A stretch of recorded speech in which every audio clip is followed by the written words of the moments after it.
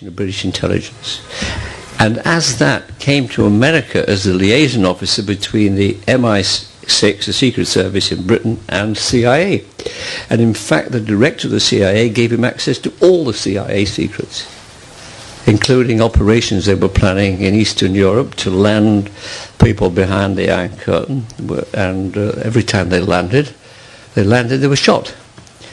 And the papers didn't carry anything about it then, but the official explanation when there was an inquiry was they must have broken the radio code. Broken the radio code, an Albanian cop breaking the complex radio code. Not at all. Philby was in charge of the operation. So he killed more people than we'll ever know, particularly in Germany, where the German resistance to Hitler had begun. They were in touch with British intelligence. Philby betrayed the names of these to the Nazis, and they were executed. So that was a very important campaign. There are many here, going to Ireland and discovering ill treatment, torture. So I ended up at Random House. I hadn't come to America. I started Condé Nast Traveller magazine, having been fired by Rupert Murdoch, with stories in the book here. That's a story about political interference. And I had some fantastic times as head of Random House. Very successful company. I was able to restart the Modern Library of Classics because I'd been impressed by it when I was a student here. And but one thing in publishing, you never tell. Out of 100 books I publish a year, 80 of them will lose money. There's 20, and I don't know which 20 are going to make enough to keep the rest of it going. We could only publish poetry if we had some semi-crappy bestseller. So celebrity books became important. Now, some celebrity books were well worth doing. I went to see Colin Powell in the Pentagon and persuaded him to write a memoir, which turned out to be very successful. But I also went to see Marlon Brando, because the word reached us that Marlon Brando was willing to write his life story. Now, to me, Marlon Brando, The Waterfront and The Godfather, it was just classic in my mind. He made a lot of terrible movies too, but I thought he had a great life story. So I was warned. Every publisher went down to see him. They were all told they had to have millions of dollars in their pocket, and they came back and told the most alarming stories to all the publishers who arrived.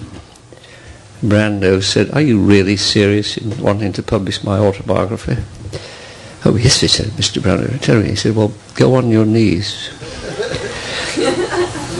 Go on my knees? Yes, go on your knees if you're really serious. I want to see you on your knees. So they did. And by the time this reached me, I was determined not to go on my knees. They creaked a bit. I'd been skiing a lot. And so I was going to say to him, "Mr. Brando, if I go on my knees, I won't be able to get up again. You'll have a problem disposing of the body." So I didn't need this excuse, because actually he didn't ask me. What he asked me was much more difficult to answer. He said, "You employed Peter Matheson as a writer?" I said, "Yes." He said, "He's CIA." He said, "I went to see him, and as I was leaving, I went back and he wasn't there, and I found papers on his desk. He's CIA." I said, "Don't be ridiculous, and so on and so on." So as I was leaving, it was moonlit night, and Jack Nicholson was in the house next door, and it was midnight. I was very tired. I'd travelled from New York. And he said, "You are CIA." I said, "Me? I've been spending my life exposing Soviet spies and stuff." "No, you are CIA. Let me see your handwriting before you leave." So he gave me a scrap of paper, and I wrote my handwriting in the moonlight. And he seemed to be not entirely satisfied. He said, "Your wife is Tina Brown." I said, "Yes." He said, "She's a witch." He said, "She's a monster." I said, "Well, I haven't noticed. I'm sorry." He said, "She ran an article by Peter Mansell about the murder in my house, and it was terrible." I said, "I'm sorry, I have nothing to do with that. She has nothing to do with me. I'm talking to you about your book." Anyway, so he then invited me back. And he said one of his people would meet me at the airport. So I came down with my bags, and I couldn't see anybody. But there was a convertible car with a woman in a huge kimono at the wheel. So I knew that couldn't be for me, I felt. But perhaps his staff wears kimonos. He's kind of curious like that. because his house has little Japanese paving stones going up to it. So I went to the car, I was about to ask when it was Marlon, a huge 300-pound in a kimono.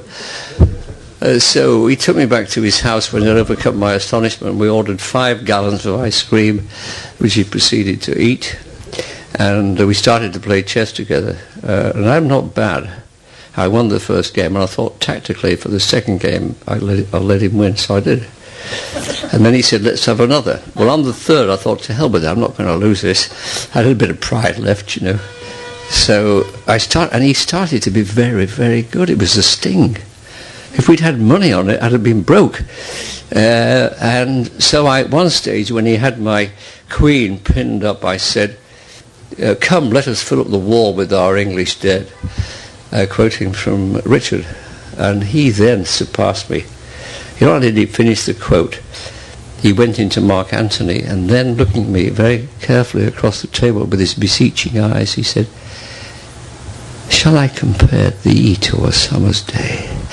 No, thou art more lovely. I thought, crikey, I better get out of here while I can. And then he invited, he said, I'm going to do some business, you can swim, I really like swimming, so I did it. I went into this pool, and I started swimming, and it was dark, I could hardly see it, I was so terrified. I really was in quite a state by this time, because he's kind of menacing, actually, and I began to swim, and this monster started coming, a real huge creature with long arms, and which he must have activated, I thought, from in the house, and so he had. It was really terrifying. I mean, it was dark, I couldn't see anything. He was this strange, sinister guy. You know, we have ways of making you talk, etc.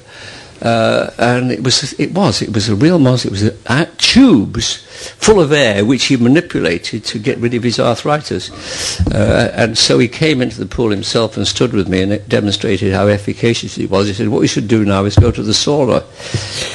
It's now nearly midnight, so we go to the sauna. He's very large, as I've indicated, and so he could sit in the sauna much longer than I could. I was sort of gasping for air, but I had to stay there because he was telling me about the murder in his house, which his son had committed.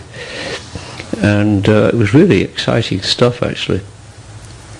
So we went outside, and there was a cold pool. Well, of course, he plunged straight into it. I was in for about 2 seconds. I had to come screaming out. But I was so grateful, actually, because I was able to get away with my virginity intact. I was basically safe, and he agreed to do the memoir with me. And it was brilliant. It was a very good book, actually, although it didn't sell. Partly because he totally screwed up the promotion. He betrayed me, frankly. He'd agreed to do promotion, and he kept ringing me up saying, well, I said, Barbara Walters agreed to do it. Don't want her. I said, well, she's pretty good interviewer. No, he said. And he rang him, he said, we'll make a film. I'll direct it.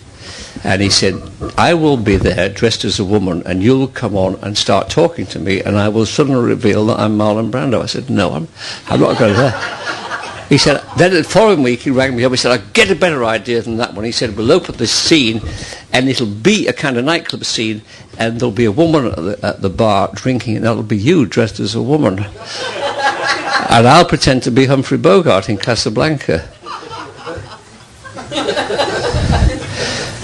Well, I didn't agree to any of that. I was in Munich at the book fair, and I got a call from Marlon, who was never off the telephone, by the way, and it could control his blood pressure by mental control. Showed me. You know, I'm going to take my blood pressure now down to, his blood pressure was about 140, 50. Take my blood pressure down to 80. So he did. Absolutely extraordinary. And then I still hadn't got the promotion. The book was starting to move in the bookstores. There was a lot of criticism of the fact he didn't go into detail about his private life, which he told me he never would, and I respected that. I was in the Frankfurt Book Fair, and he called me and said, I'm going to do it now. I've got a television interview lined up with my very good new friend. I said, Marlon, who is that? He said, it's Larry King. I said, Marlon, don't do it with Larry. He won't read the book. He won't get the best out of you. Please don't do it with Larry. Do it with somebody else, I can tell you. So we did it with Larry. Marlon made a total fool of Larry King. Never answered a question properly. Ended up by kissing him on the lip.